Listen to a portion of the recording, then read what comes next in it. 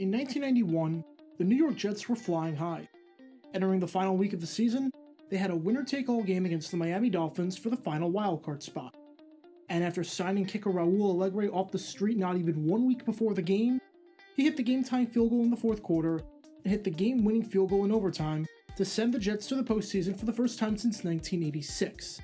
I made an in-depth video about that game and the signing of Raul Allegre if you want to check that out in the upper right corner. So the question entering the 1992 season for New York was simple. Could they make it back to the postseason?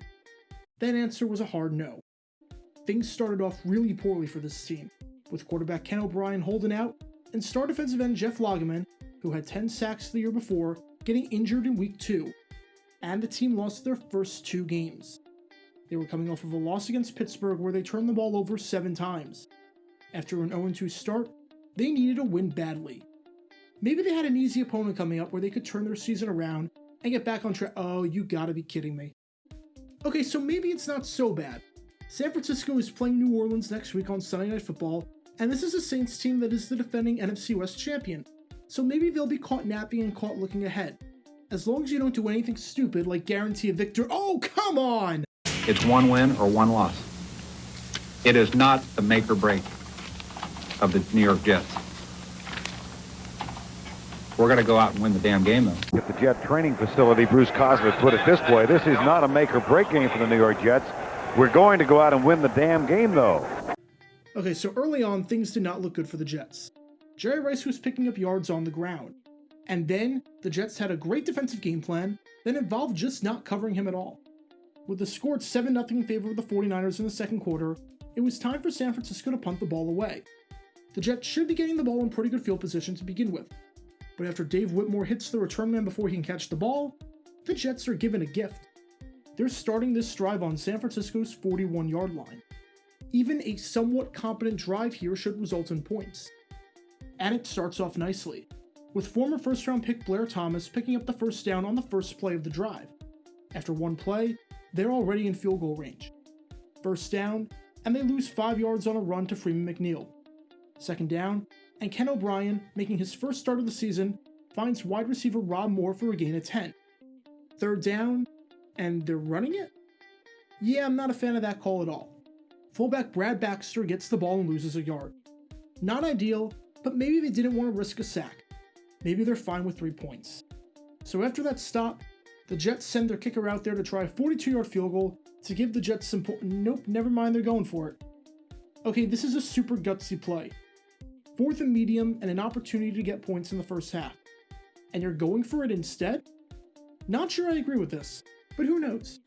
Maybe they've got a good play that they've been practicing and working on this whole week for this situation. So let's see what they drew up. Show me what you got. And Bruce Coslet will go for it.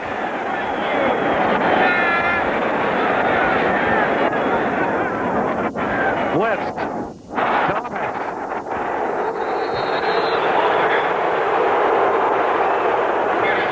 Thomas. You know, and that would have only been about a 42 or 43-yard field goal from Starofsky. Obviously, Coslet saw something in their preparation that this counter would work. But you called it, Vern. It is a blitz. Whitmore's going to come up to the outside and close this down and force the running back, Thomas, right into the middle with all the big guys are. Did you like that play call? Not exactly. I'd have put it in the air. Welcome to Dumb Decisions. Now, before I break this play down, this whole series is about taking an in-depth look at decisions made during games that were clearly awful from the start. This isn't something that looked bad in hindsight. Rather, this is something that looked awful almost immediately. These are moves where your gut instinct tells you right away that there is no way that this can possibly work. And sure enough, your gut instinct was smarter than that of an NFL head coach. And for this one, we're taking a look at the mind of Bruce Coslet. Not exactly a good head coach. His winning percentage as a head coach was less than 38%, and in 9 seasons, he had a winning record just once, which came in 1996, when he was promoted to the interim head coach of the Bengals after Dave Shula got fired. Oddly enough, Coslet was on a previous episode of Dumb Decisions against the 49ers. In 1987, he was the offensive coordinator for the Bengals when they had a 26-20 lead with 6 seconds left in the game and had the ball. Coslet's offense then managed to screw it all up. That video is in the upper right corner if you want to check it out. So I guess the lesson here is that Bruce Coslet teams against the 49ers will always fail in the most spectacular ways possible. So with that being said, let's take a look at why calling a run play on 4th and 6 is a really bad idea. Much like my last episode of Dumb Decisions, which is in the upper right corner, I'm going to use the same gameplay finder on Pro Football Reference to help me out to prove one of my points. The website has a gameplay finder dating all the way back until 1994, where you can find any play in that stretch over a quarter century. Obviously, this game took place in 1992, so while I don't have the data from that time point, hopefully I can illustrate just how bad of a decision this was based on the sample size provided to me. I looked at every team to go for it on 4th and 6, and saw if they ran the ball or passed the ball. When I looked at the data, I found 589 plays. Of those plays, a grand total of 80 of them were runs. Now this number might seem awfully high. It might actually redeem Bruce Coslet to an extent. But when you take a deeper dive at these runs, they're not all equal. I divided these 80 runs into 4 categories. The first is the punter running with it, or a fake punter field goal being called. The second is a play that's in a blowout late in the 4th quarter, or a play that's clearly designed to kill clock or not turn it over in the 4th quarter, like running up the middle up by 3 with 20 seconds left inside the red zone, so that you don't risk the blocked field goal, or a possible kickoff return touchdown if you make the field goal. The third is quarterback keepers, where a passing play was called and the quarterback decided to scramble instead. And the fourth is actual running plays. Of those 80 runs, guess how many of them were actual designed runs from the start? If you guessed 1, you lose. The correct answer is 0. What is the number of the day? Well, it's 0. Haha, that means it's nothing. I could not find one single instance of a team calling a designed run on 4th and 6 since 1994. Of the 589 plays where a team went for it on 4th and 6 since 1994, none of them were designed runs. That is absolutely inexcusable. And if you think that's bad, don't worry, it gets worse.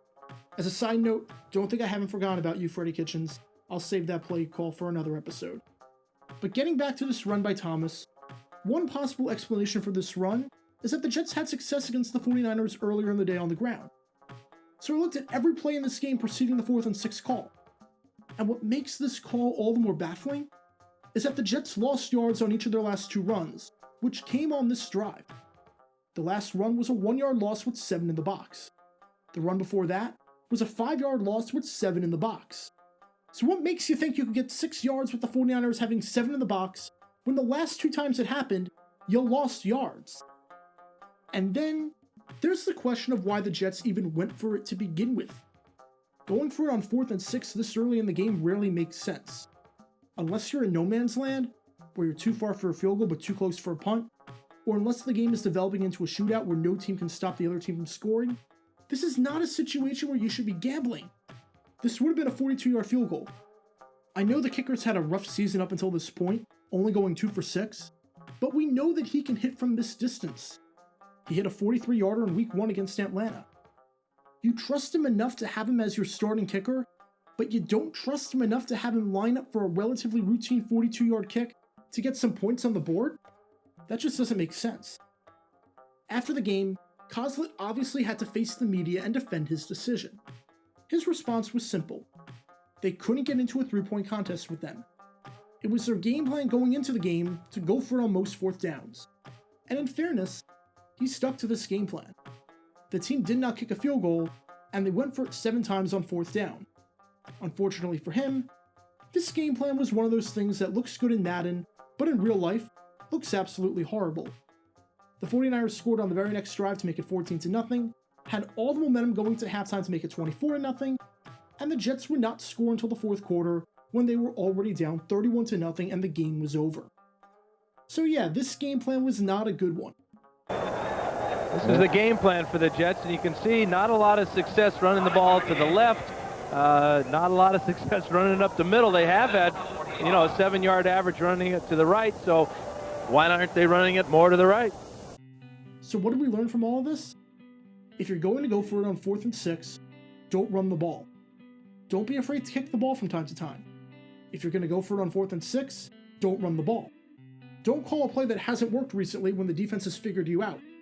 Oh, and I haven't mentioned this yet, but if you're going to go for it on 4th and 6, don't run the ball. That should go without saying, but apparently not for some of these coaches. Because when all of these elements are in play, you can't exactly be surprised when this play backfires. Talk about a dumb decision. And Bruce Coslet will go for it.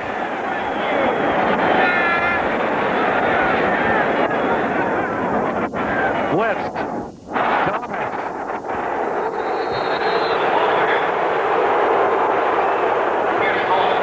You know, and that would have only been about a 42 or 43-yard field goal from Starofsky. Obviously, Coslet saw something in their preparation that this counter would work. But you called it, Vern. It is a blitz. Whitmore's going to come up to the outside and close this down and force the running back, Thomas, right into the middle with all the big guys are. Did you like that play call? Not exactly. I'd have put it in the air.